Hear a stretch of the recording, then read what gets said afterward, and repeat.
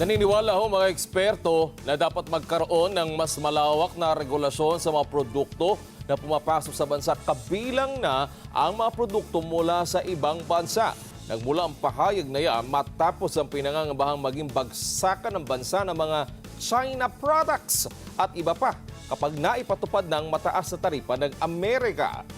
Detalye hatid ni Erlo Bringas. Dahil sa banta ng pagtaas ng taripa ng Amerika, pinangangambahan ngayon na maging bagsakan ng bansa ng mga produkto lalo na mula sa China. Kaya isa sa nakikita ngayon ng mga eksperto ay higpitan pa ang pagpapatupad ng regulasyon sa mga produkto na pumapasok sa bansa, lalo na yung mga non-food items.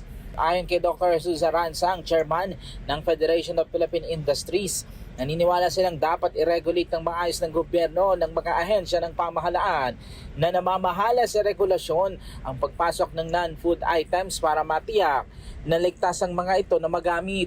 May mga pagkakataon kasi posibleng makalapag sa bansa ang mga produkto na hindi dumaan sa regulasyon na posibleng makasama sa gagamit nito.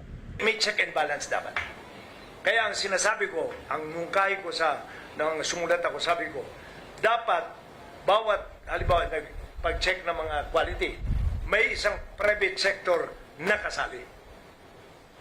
Check and balance. Ang grupong Eco Waste Coalition naniniwala namang dapat magkaroon din ng mas mahigpit na regulasyon sa pagpasok ng mga produkto sa bansa. Kinakailangan nila ito para walang makarating sa mga consumer na mga produkto man na may tuturing na hazardous. Kailangan anyang istriktong implementasyon para mas higpitan ang mga pumapasok na produkto. Kailangan siya lagyan ng another layer. No, bakit? Kasi kapag ka nag-a-apply o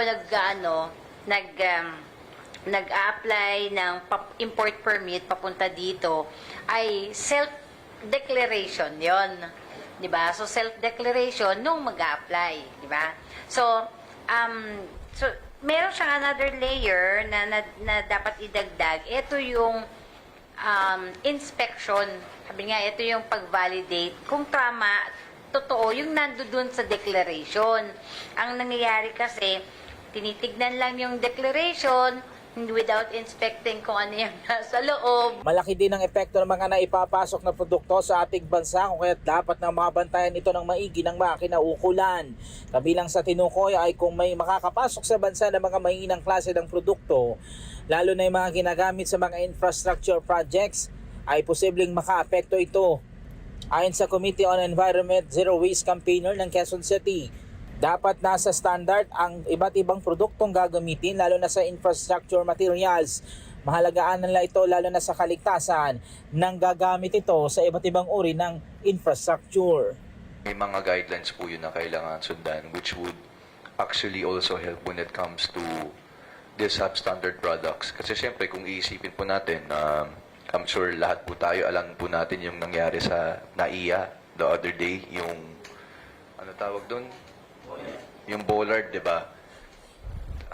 Siyempre kailangan may mga guidelines po 'yan na alam po nila na this is the standard on how strong it's supposed to be. So, sa totoo lang, siyempre ako hindi ko naman alam kung sino yung nag-supply nun or sino yung nag-approve nun.